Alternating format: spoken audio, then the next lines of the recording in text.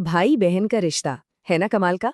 मतलब इसमें प्यार भी है, थोड़ी बहुत नोकझोंक भी, और एक दूसरे के लिए कुछ भी कर गुजरने का वो जज्बा। सच में ये दुनिया के सबसे मजबूत बंधनों में से एक है। और पता है, भारत में इसी अनमोल रिश्ते को सेलिब्रेट करने के लिए एक बहुत ही खास त्योहार है, भाई दूज। तो चलिए आज इस त्योहार के दिल में उतरते हैं और इसके असली मतलब को समझते हैं।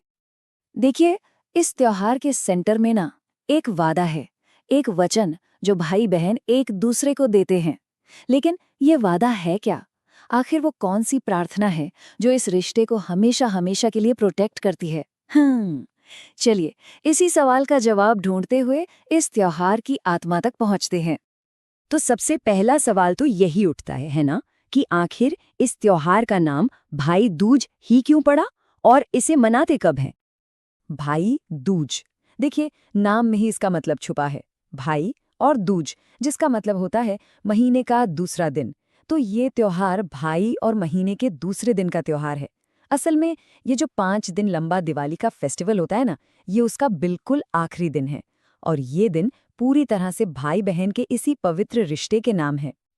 तो इसे मनाते हैं हिंदू कैलेंडर के हिसाब से कार्तिक महीने में, जब चांद बढ़ रहा होता है, जिसे शुक्ल पक्ष कहते हैं, उसकी दूसरी तारीख यानी द्वितीया तिथि को। सीधा सीधा समझें तो दिवाली के ठीक 2 दिन बाद। और हाँ, इसी वजह से ना इसे कुछ जगहों पर यम द्वितीया के नाम से भी जाना जाता है। अब देखिए, हर त्योहार के पीछे ना कुछ बहुत ही गहरी और दिलचस्प कहानियां होती हैं। वही कहानियां जो हमें उसका असली मतलब समझाती हैं। तो चलिए अब जरा टाइम में पीछे चलते हैं, उन पौराणिक कथाओं की दुनिया में जहां से भाई दूज की ये खूबसूरत परंपरा शुरू हुई। तो सबसे फेमस कहानी जो इससे जुड़ी है वो है मृत्यु के देवता यमराज और उनकी बहन नदी देवी यमुना की। कहते हैं कि ये दोनों सूर्यदेव की संतान थे, लेकिन अपने अपने काम में इतने बिजी हो गए कि बहुत बहुत लंबे समय तक एक दूसरे से मिल ही नहीं पाए। फिर एक दिन यमराज अपनी बहन यमुना से मिलने उनके घर पहुंच गए। अब सोचिए, सालों बाद अपने भाई को दरवाजे पर देखकर यमुना कितनी खुश हुई होंगी।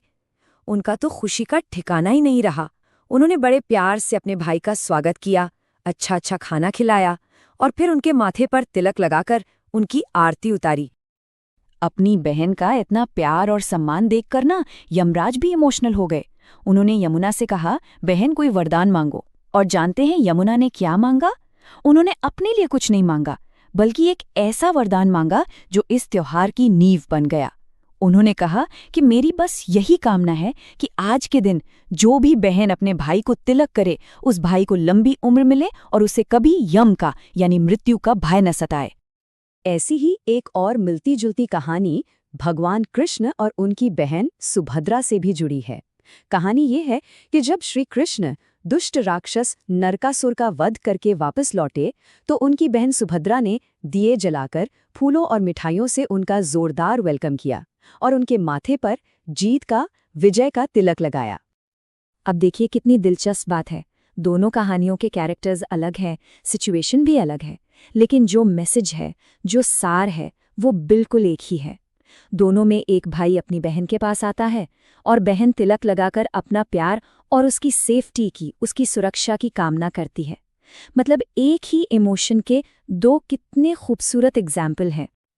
तो ये तो हो गई कहानियां जो हमें बताती हैं कि ये त्योहार शुरू कैसे हुआ। लेकिन अब सवाल ये है कि आज के ज़माने में इसे कैसे मनाया जाता है। वो कौन से रिचुअल्स हैं, कौन से अनुष्ठान हैं, जिनके ज़रिए भाई बहन हर साल इस प्रॉमिस को रिन्यू करते हैं। इसका जो सेरेमनी है ना, वो बहुत सिंपल है, लेकिन उसका मतलब बहुत गहरा है।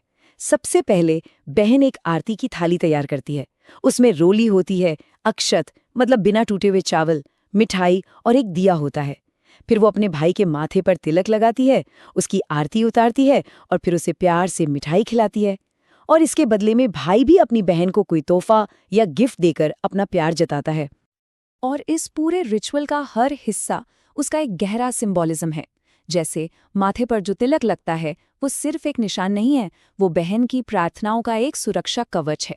आरती का जो जलता हुआ दिया है, वो भाई की जिंदगी से हर अंधेरे को दूर करने की एक दुआ है। मिठाई, वो तो रिश्ते की मिठास का प्रतीक है ही। और जो गिफ्ट्स होते हैं वो उस आपसी प्यार को दिखाते हैं जो शायद शब्दों में बयान नहीं किया जा सकता।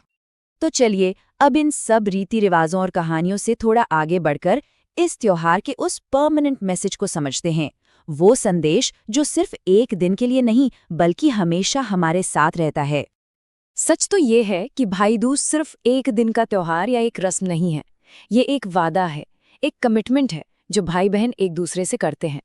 ये वादा है कि बहन हमेशा अपने भाई की सलामती के लिए प्रार्थना करेगी और भाई वो हमेशा अपनी बहन की रक्षा के लिए एक ढाल बनकर खड़ा रहेगा। ये प्यार और सुरक्षा का एक ऐसा बॉन्ड है जो कभी नहीं टूटता। और यही बात हमें एक बहुत ही जरूरी सवाल पर लाकर छोड़ देती है। तिलक और गिफ्ट्स तो ठीक है, एक दिन के सिंबल हैं, लेकिन इस आपसी प्यार, सम्मान और एक दूसरे को प्रोटेक्ट करने के वादे को हम अपनी जिंदगी में साल के 365 दिन हर दिन कैसे निभा सकते हैं? ये सोचने वाली बात है ना?